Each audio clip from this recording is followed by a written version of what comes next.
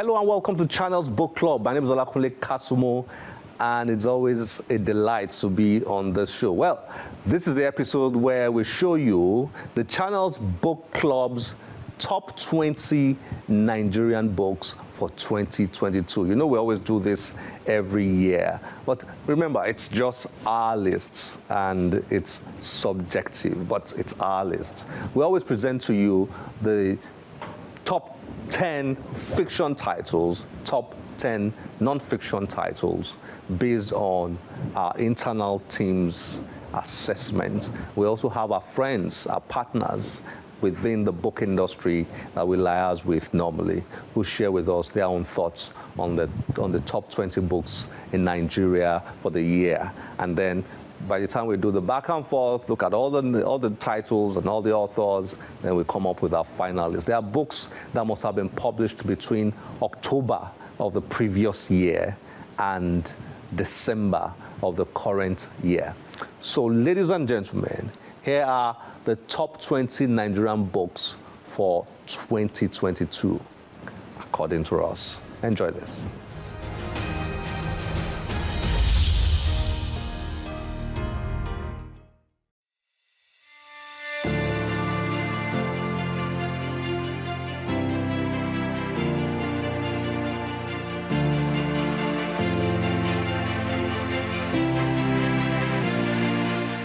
Becoming President of Nigeria by Onyibe Magnus.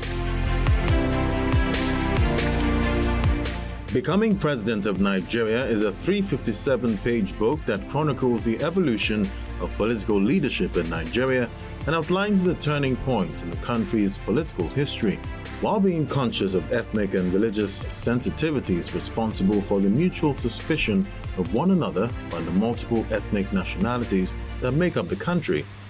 The book explains how Nigeria is practicing zero-sum politics via the rotation of presidential power between the North and South, an agreement that has inadvertently been undermining the unity of the country and is responsible for the lack of real socio-economic progress. I Am Because We Are by Chidiogo Akunyili-Pa. I Am Because We Are is an innovative and intimate memoir where a daughter tells the story of her mother, Dora Akunyili, who was known for a fight against corruption in Nigeria. Dora became a household name after she took on fraudulent drug manufacturers whose products killed millions, including her sister. As she carried out this raid against corruption while giving voice to the voiceless, she was faced with political maneuverings, death threats, and an assassination attempt. The book is inspired by the African philosophy of Ubuntu, the importance of community over the individual, and outraged by injustice. In her deathbed, I couldn't be with her. So the last chapters of her life, you know, it was really raw, and it was more or less a transcript of my sister talking about the last hours and the last days. So there's a lot of just raw emotions that I almost didn't touch. So this is to say, my last interactions with her were written. And there's something about that, because I hadn't really written my mother. We didn't really text, you know, something, you know, back then, you don't really text your parents. So I realized that we hadn't really read each other, and writing is a huge part of my self-expression. And I wrote her these long emails day after day, and I like to think that that was where she got to meet the part of me that expresses a little better through writing.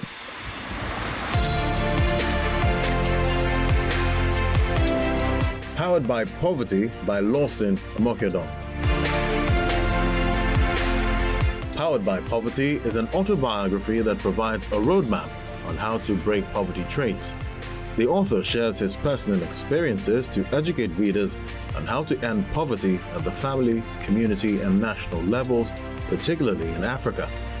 The book inspires young people to achieve greater heights in life without abandoning their families. Experience, like I tell many of my friends, my experience has been very personal. and the consequences have been public. Dreams for Our Children by Dr. Omotayo Banjo.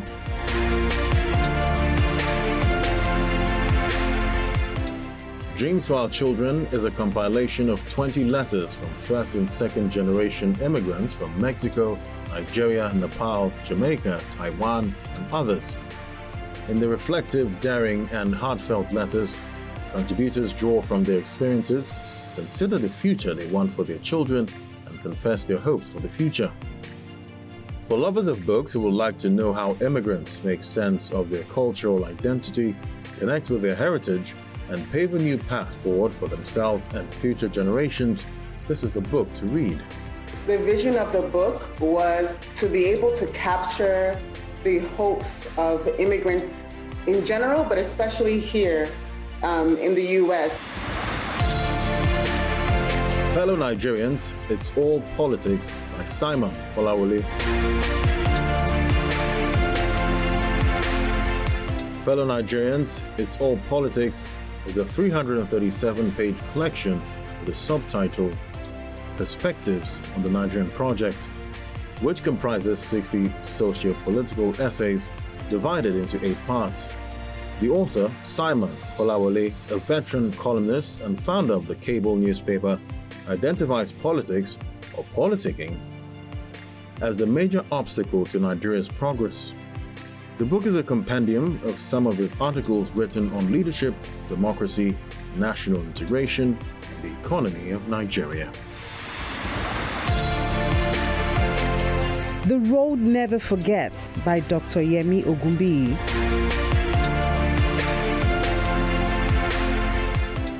The Road Never Forgets is a memoir in which the author, Dr. Ogumbi, chronically shares issues from his childhood and his youth to the moment the book was published in April 2022. The book tells the story of how a lecturer became a successful journalist and shares the author's perceptions of the several administrations, pre-colonial, military, and civilian, that have ruled Nigeria. As an active participant in the history of Nigeria, Dr. Ogumbi gives a first-hand breakdown of how events have unfolded in the country.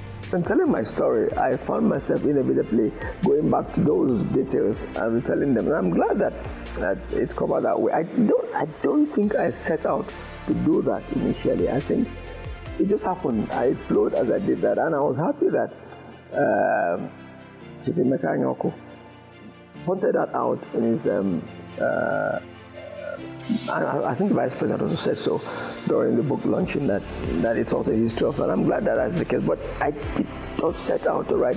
Yes, in writing the accounts of things that I had to write about, I have to be sure that the facts were correct.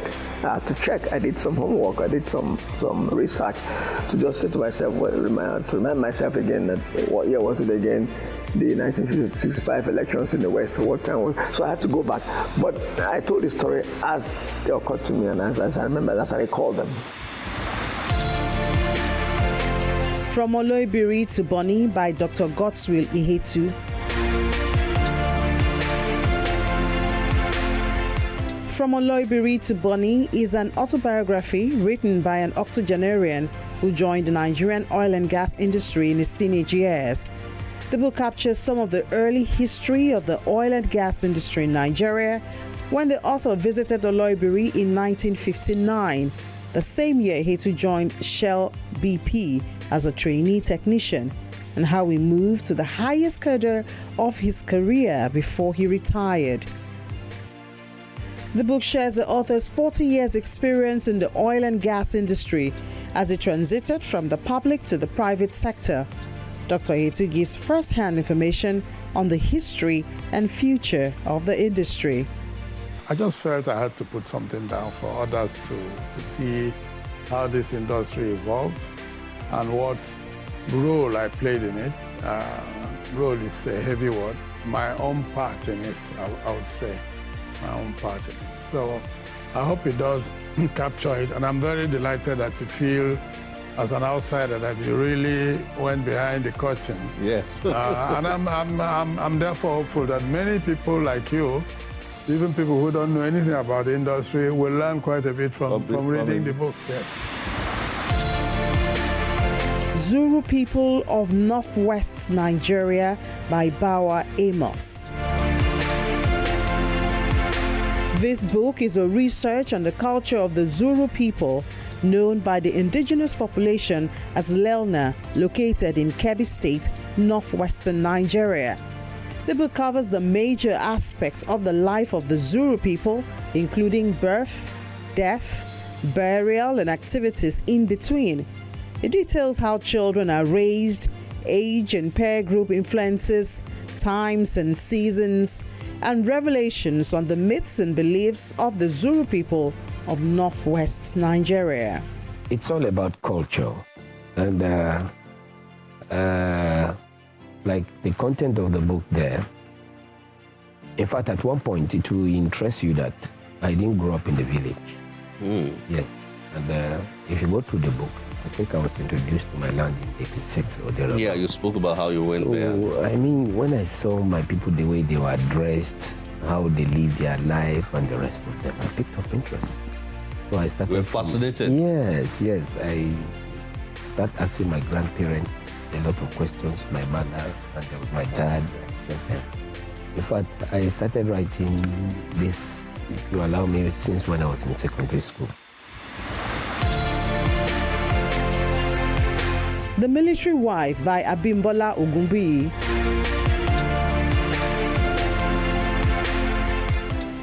The Military Wife is an inspirational memoir that educates readers on the structure and traditions of the Nigerian military, the challenges military families face, and how to be a successful military wife.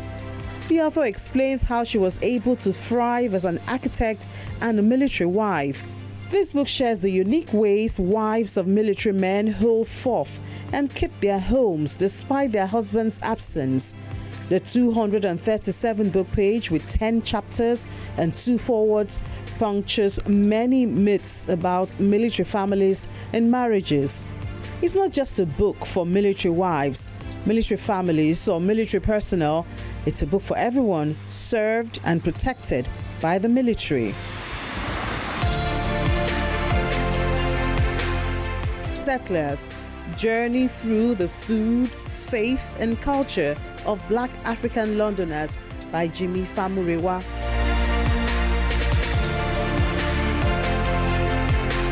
Jimmy Famurewa, a British-Nigerian journalist, documented his wide-ranging survey of the cultural and economic life of London's African diaspora in this compelling book. Settlers is a blend of memoir, social history, and reportage. It's made up of 9 essays that embody education, housing, religion, and cuisine. In the book, the author visits places of worship, markets, and restaurants, as well as traditional ceremonies, listening to their stories to find the hidden yet vibrant world of Africans in London seeking to understand the ties. This book gives readers plenty to learn from while they ponder on actions. It is a portrait of a city in a time of change and development.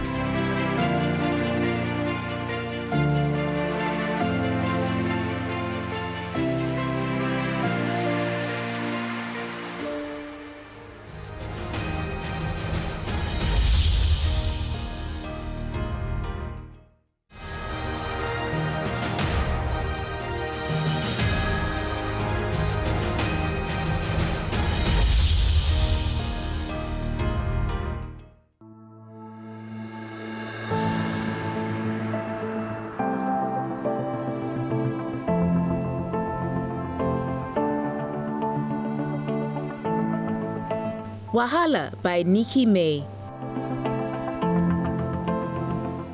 An incisive and exhilarating debut novel about female friendship following 3 Anglo-Nigerian best friends and the lethally glamorous 4th woman who infiltrates their group.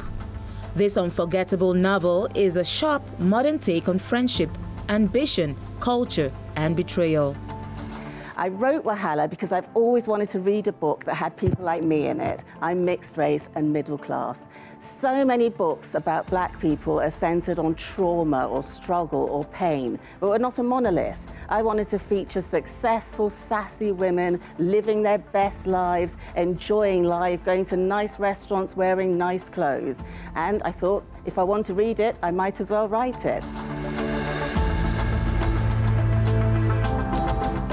Believers and Hustlers by Silva Nze Fedigbo. This novel narrates how young journalist Ifenna takes the job of covering the unveiling ceremony of a popular mega church in Lagos. He, however, veers off script to investigate the death of a priest who died during the construction of the church. Ifenna went ahead to publish an article about his investigations offending the young and powerful founder of the church.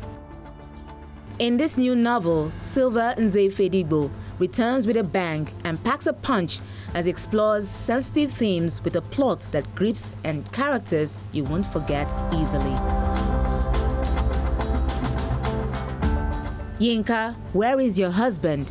By Lizzie Damilola Blackburn. Meet Yinka, a 30-something Oxford-educated British-Nigerian woman with a well-paid job, good friends, and a mother whose constant refrain is Yinka, where is your husband? This novel brilliantly subverts the traditional romantic comedy with an unconventional heroine who bravely asks the question we all have about love. Wry, acerbic, moving. This is a love story that makes you smile, but also makes you think and explores what it means to find your way between two cultures, both of which are yours. Afonja the Fall by Tunde Leye. Afonja the Fall is a historical fiction set in the final days of the collapse of the 17th century Oyo Empire. This thrilling book focuses on Afonja, a powerful warrior whose obsessive pursuit to claim his promised Kankafo title led to his eventual demise. Afonja the Fall is a sequel to Tunde Leye's critically acclaimed historical fiction novel, Afonja the Rise. It took about 3 years of research and to write The Rise, and then maybe about a year of research to write The Fall. That's extra research. It's not so much that the material does not exist. It doesn't exist in as much structure as Western history would exist. The Rise took me like a year to write. The Fall took me maybe 6 months. Nomad by Romeo Oriogun. Nomad is a full-length collection of poetry that houses 67 poems that seeks to chronicle the travails of a bard's restless spirit. Nomad reveals how the author puts his spirit to task whenever he travels, invoking the souls of murdered natives and heroes who were bludgeoned for mineral resources in postcards from abandoned places. Nomad earned Oriogun the prestigious 2022 Nigeria Prize for Literature. Panel of judges and the advisory board have, in consideration of its profundity of technique and subject matter, its thematic depth, social relevance, and lyrical figurations, found Romeo Oriogun's Nomad outstanding and declares it winner of 2022 the Nigeria Prize for Literature.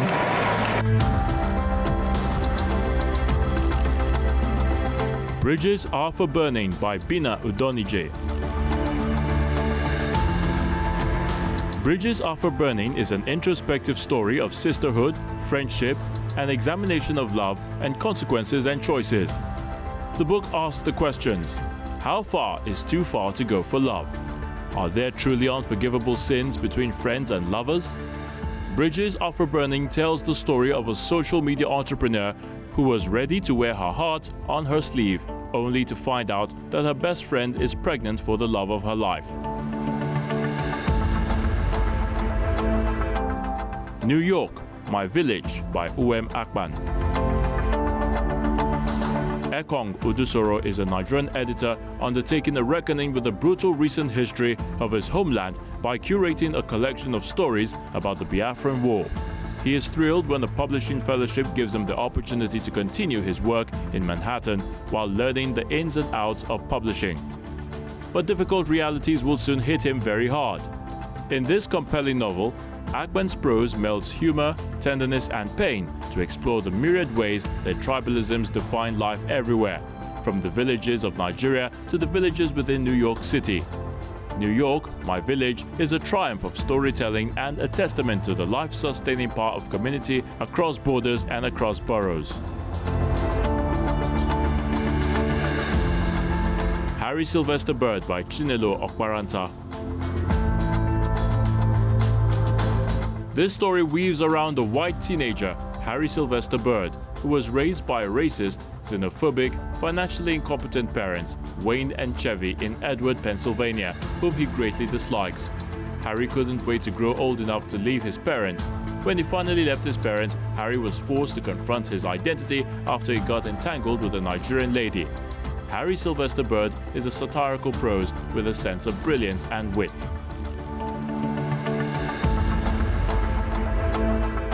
The Teller of Secrets by Bisi Ajakbo. This is a tale of self-discovery and feminist awakening in the lead character, Esi Agiekum. As a feisty Nigerian Ghanaian girl, Esi ponders why males' secrets attract lesser consequences when compared to female secrets. Amid the political upheaval of the late 1960s, post-colonial Ghana, the lead character begins to question the hypocrisy of a patriarchal society and the restrictions and unrealistic expectations placed on women. Esi manifests her female power by carving out her own identity in surprising and inspiring ways. Saro by Nika Campbell Fatuki. Saro is a historical fiction set in the mid-19th century in Lagos and Sierra Leone. It is a multi-generational tale of betrayal and restitution, a love triangle in the context of war and political intrigue. Inspired by true events, the book takes the reader from Abeokuta and Lagos to Sierra Leone between the 1830s to the 1850s. Following her previous novel, Thread of Gold Beads, Saro might be sealing Nika Campbell Fatuki's reputation as a formidable historical fiction writer.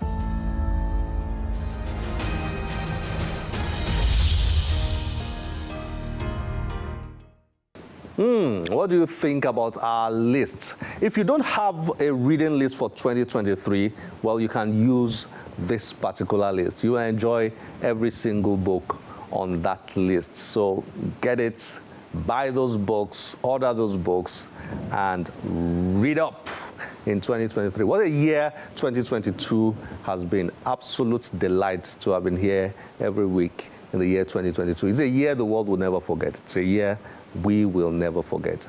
And as we race into 2023, we wish you all the very best. My name is Olakunle Kasumo. Remember, one great book can change your life. Bye-bye.